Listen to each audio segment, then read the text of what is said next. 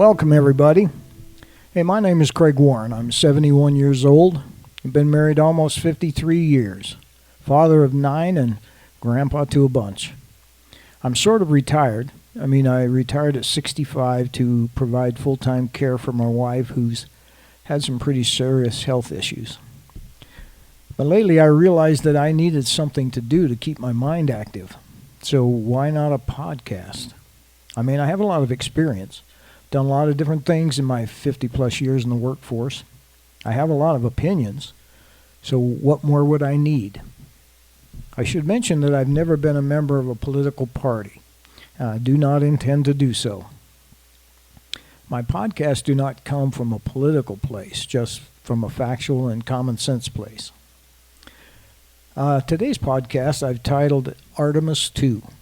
Did we just go to the moon in a space-age Model A Ford? And I want to tell you what I mean by that. I've been watching all of the press coverage of the Artemis 2 moon mission. I have to say I haven't been all that excited. I was for the moon landing in 1969 and stuff like that. Of course, I was there. I watched it all on TV. But looking back, it occurs to me that, to use an analogy, back then it was like going to space in a Model T. Remember the Model T Ford was basically the car that really propelled the automotive industry. Earlier models of all kinds of different things didn't have a lot of, they weren't very dependable. Most of them didn't even have a lot of safety issues. Some of them didn't even have brakes on them. They didn't have lights on them. So that was our first real shot at the automobile. And now, 57 years later, it seemed like it was going into space with a Model A Ford. Very little difference. The mode of transportation is the same, basically. Still strap a rocket ship to their backsides and ship them off into space. Things are a little different. The capsule is a little fancier, even had a space toilet, right? But the same technology. Seems to me if we were going to go to colonize the moon or even colonize Mars, it seems like that's our major objective. We're definitely going to need to change the mode of transportation dramatically, right? Question is there any technology out there on the horizon that has that potential to make that happen in the next 57 years? Right? We kind of spent 57 years not doing too much in this regard. So hopefully the next 57 years will make greater strides and greater advancements. And I think that's a pretty fair assessment after watching this. After witnessing this whole Apollo era when I did, today's world, it just seemed like a remastered old movie rather than a revolutionary thing. Chemical rockets, which we still use today, are essentially high-performance fireworks. They're incredibly powerful, but they only last a few minutes, and they're not efficient at all, and they're not good for any long-distance travel. So if we were going to colonize Mars or any of these other objectives and try and make it in a trip that's a few months long rather than 9 months or a year or whatever, we have to move past the burning chemicals thing. In the next 57 years, the Model A of space travel will likely be replaced by one of these three possible technologies. I did some research after I wondered. I thought, gosh, is there anything on the horizon? There are a couple of them here that have some potential, it looks like. They're already being tested or researched. The first one is what they call NTP, which is nuclear thermal propulsion. This one basically... it's in the transition from that. What it does is it has a small nuclear reactor, and that heats up a propellant like liquid hydrogen. Heats it up to extreme temperatures, and then expands out through a nozzle. Still have that rocket ship mentality, but with just a modern twist. The advantage, though, it's twice as efficient as the best chemical engines. That liquid hydrogen, when it's expended under that heat, puts out a lot more thrust per, pound of propellant, however they want to determine that. NASA and DARPA are currently working on a Draco project. which is a demonstration of this propulsion system. And they expect to test that sometime in 2027. And that, because of the differences in the propellant, could shave months off that Mars estimated time to reach Mars. Then we have a plasma propulsion system. They call it the VASIMR, V-A-S-I-M-R. This is where we move into a kind of an electric vehicle era, if you will. It's a system, it's called a variable specific impulse magnetoplasma rocket. It uses radio waves to ionize gas into plasma, which is then accelerated by magnetic fields. This baby is like the race car, if you will, of the rockets, because it can shift gears. It uses high thrust to get away from a planet, and then switches to a real high efficiency, high speed cruising speed. You know, in current models, we use our existing systems. We take like a space capsule or a space vehicle that we plan to go on to Mars. It doesn't once the rocket ship that launches into space falls off, it basically they'll use it and spin it, you know, flip it around Mars or make a rotation around the Earth to gain speed, and then basically just cruises through space until it hits Mars, right? I'm not sure that's a real great plan there. But anyway, the third one we have is direct fusion drive. And this would be basically, to me, this would be the holy grail of what we know so far.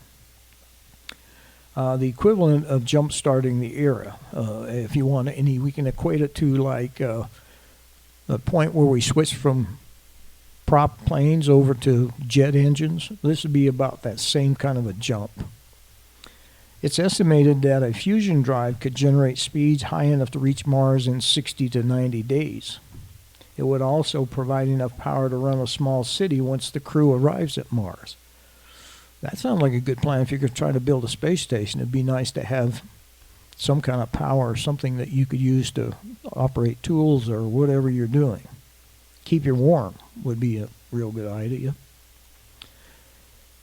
Startups like Pulsar Fusion just achieved their first plasma in their test systems. That's in early 2026.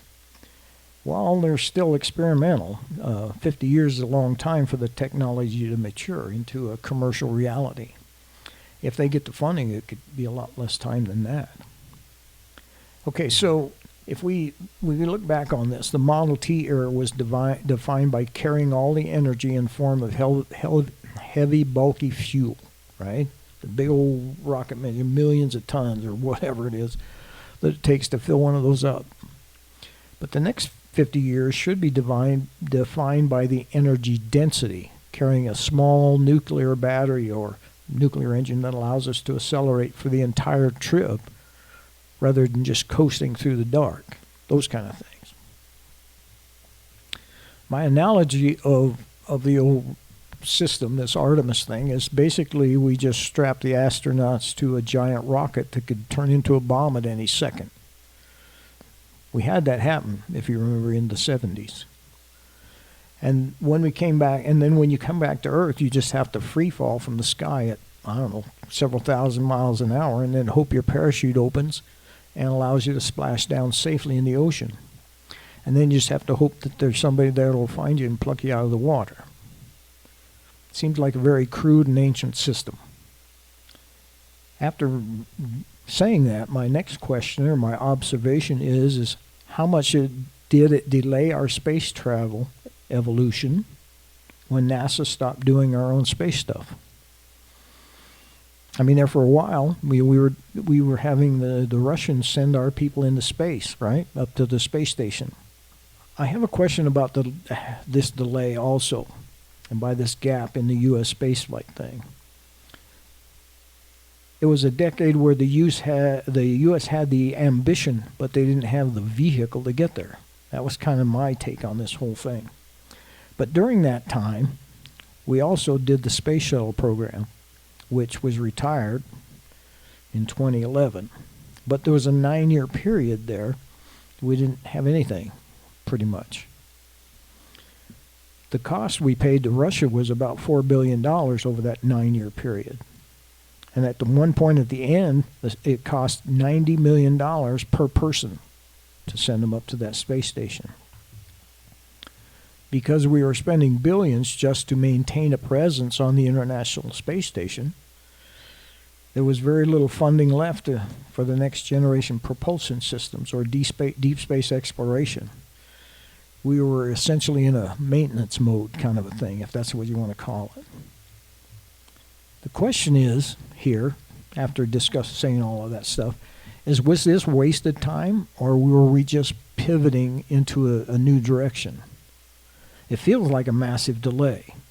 And in terms of the deep space progress, it probably was. But engineers are arguing that this was an era that was necessary to break the mold, this NASA mold. See, the old way, NASA, for 50 years, NASA designed and owned and operated pretty much the whole program, the Model T issue, if you will. It was incredibly expensive and it was politically fragile, right?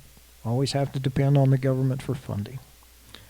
The new way is NASA is shifted from being the owner of the rockets to being a customer, basically. They fund the private companies like SpaceX and Boeing to build these vehicles.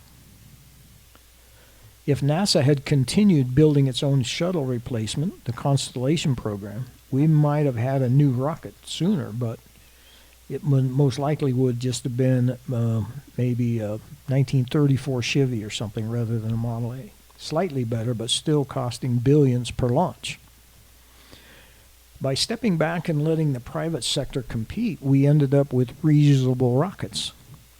Remember? I mean, the programs that we used to do, that whole entire booster part of that rocket would just, once it was exhausted, it just fell back to Earth, and then we scooped up out of the ocean so it could be recycled if we could find it. But now we land the first stage on drone ships and then fly them back to be reused. So that definitely helps drop the cost of it. Our path to Mars will be, hastened along if we can keep costs down so we can put more money into the technology, the advancement. I mentioned earlier the crude nature of the landing or the re-entry into Earth, the natural falling into the ocean thing. It seemed a little bit ironic that after the space shuttle, which landed, like a high-tech glider on the runway, then all of a sudden we're back to parachutes and splashing down in the ocean again. Seems like a giant leap backwards to me in a way. But, the engineers, they say it's flight-proven safety and parachutes are low-tech and all that stuff. But I don't think we're ever going to get to what I envision as a Star Trek-style system if we're going to go back to using rockets and parachutes and stuff. We are essentially watching a high-stakes chess game here, though, where the pieces are made in the 1960s physics, but the players are 21st century politicians. See, some of this stuff hasn't made sense to me. So I always go back to some things my dad told me. Say, if it doesn't make sense and you don't understand it, follow the money. And I've kind of updated that a little bit. You have to follow the money, but you have to also follow the politics, right? And so that's what we're doing in today's world. The billions of dollars that it takes to send this mission to the moon, this Artemis thing, I think it cost a little over $10 billion from what I've seen. See, that's all at the center of big debate in the politics of this thing. Here's the reality of why we're still using Model T rockets, basically, or Model A rockets, instead of jumping straight to warp drives and fusion engines that we talked about. First is a geopolitical thing, the China factor. The main reason we're repeating the moon mission is that China's on our heels. China plans to land their astronauts on the moon by 2030. Well, in the eyes of Washington, if China sets up their first permanent base at the lunar South Pole, they get to set the rules for the next century of space law. Well, something like that. So we're using the space launch system that we have and the Orion because they're ready now, or at least closer to it. Even if they're based on shuttle-era tech, it's about speed and presence, not necessarily innovation at this point. And then we get to some of the money here. NASA's budget is roughly about $27.5 billion at this point. Okay, but the Artemis moon project took about $10.6 billion of that budget, the Model T or Model A stuff. But the next generation of the technology, the nuclear, the fusion, all of this stuff, they're only getting about $160 million combined to do their research. Seems like the money would be much better spent in that area than in the old style Model A stuff. Just for a comparison, for every $1 we spend on advanced propulsion stuff, the research to get us to Mars, we're spending $66 on the old style stuff. Okay, so I've been watching some of this kind of stuff for years. These complex system, this monetary and political stuff and government programs. Artemis isn't just an engineering project, it's a jobs program. This SLS rocket program has parts that are built in all 50 states. This makes it politically unkillable. If a politician tries to cancel the old tech to fund fusion research, for instance, they are essentially voting to lay off thousands of workers in their own district.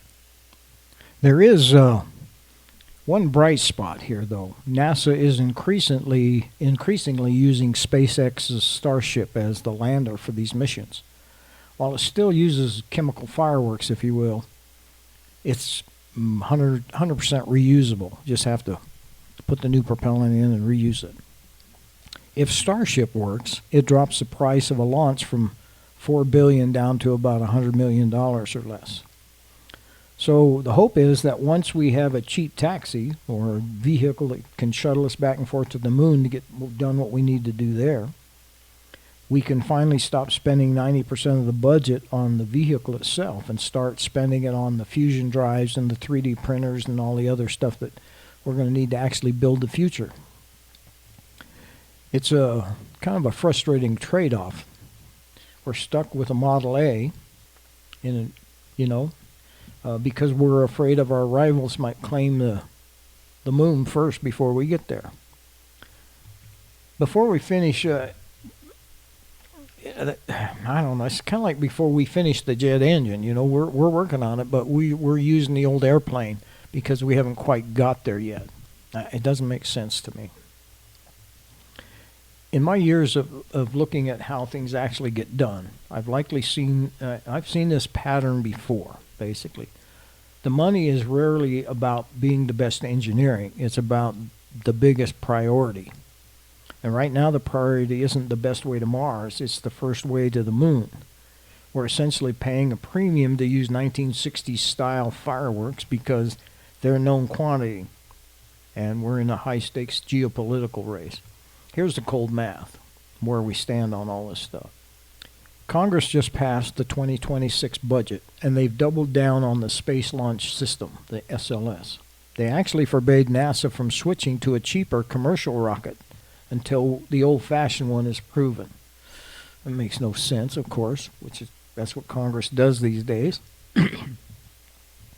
However, the new way, the projects like Draco, the nuclear engine that we discussed, have been political football. 1 minute they're in the future of Mars travel, and the next they're facing massive budget cuts because they don't create as many jobs in as many congressional districts as the SLS program. We talked about that. Parts are coming from all 50 states. The why here is the rush isn't just about curiosity anymore. It's about strategic positioning. As of this month, the U.S. and China are both racing to the lunar South Pole because that's where the fuel is, the ice, right?